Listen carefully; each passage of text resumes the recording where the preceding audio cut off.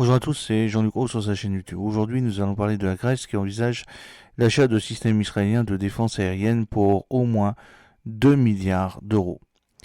Bien qu'elle ait rejoint le projet de bouclier de ciel européen, European Sky Shield Initiative, le SSI, qui, lancé par l'Allemagne, vise à mutualiser l'achat de systèmes de défense aérienne dans le cadre de l'OTAN, la Turquie et la Grèce ont visiblement l'intention de jouer leur propre partition.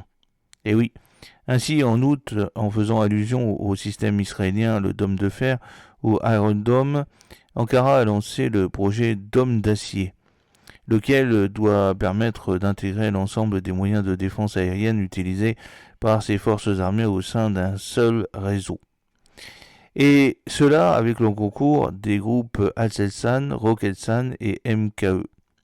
Il sera conçu comme un parapluie de sécurité censé protéger l'ensemble du territoire turc contre des menaces allant de très basse altitude aux très haute altitude, qu'elles soient de très courte portée ou de longue portée, a expliqué la chaîne publique TRT Haber.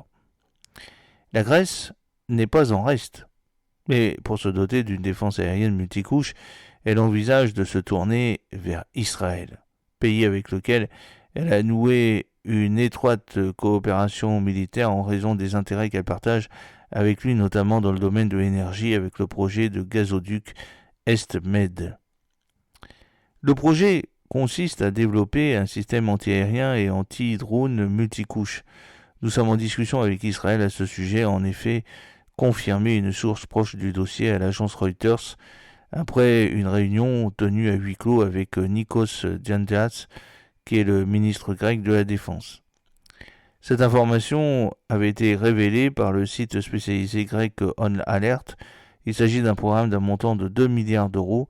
Ce dôme de défense aérienne comprendra tous les systèmes d'armes dont disposent les forces armées et permettra de surveiller, contrôler et intercepter toute menace aérienne, qu'il s'agisse de missiles ou d'aéronefs, ou avec et sans pilote, avait-il précisé. Ce projet vise à mettre en réseau l'ensemble des capteurs et des systèmes d'armes afin de couvrir au moins la FIR, Flight Information Region d'Athènes, qui englobe l'espace aérien grec ainsi que diverses sections de l'espace aérien international, en particulier au-dessus de la mer Égée. À noter que cette FIR fait l'objet d'un différend avec la Turquie.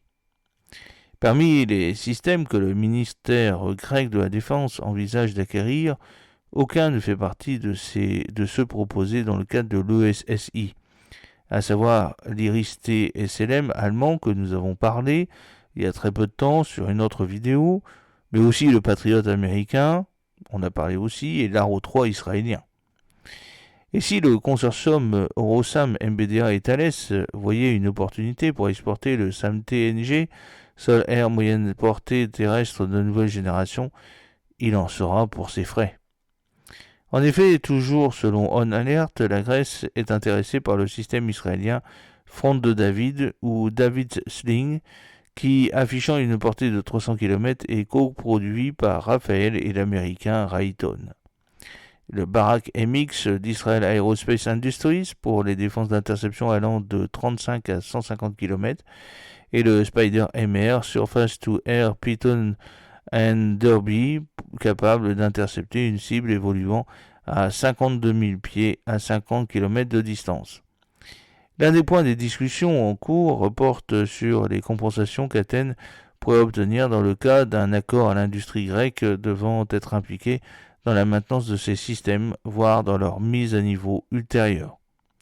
J'espère que cette petite vidéo vous a plu. N'oubliez pas de cliquer sur le pouce pour la promouvoir, de vous abonner si ce n'est pas encore fait et de partager cette vidéo sur vos réseaux sociaux. A très bientôt, fidèlement, Jean-Luc O.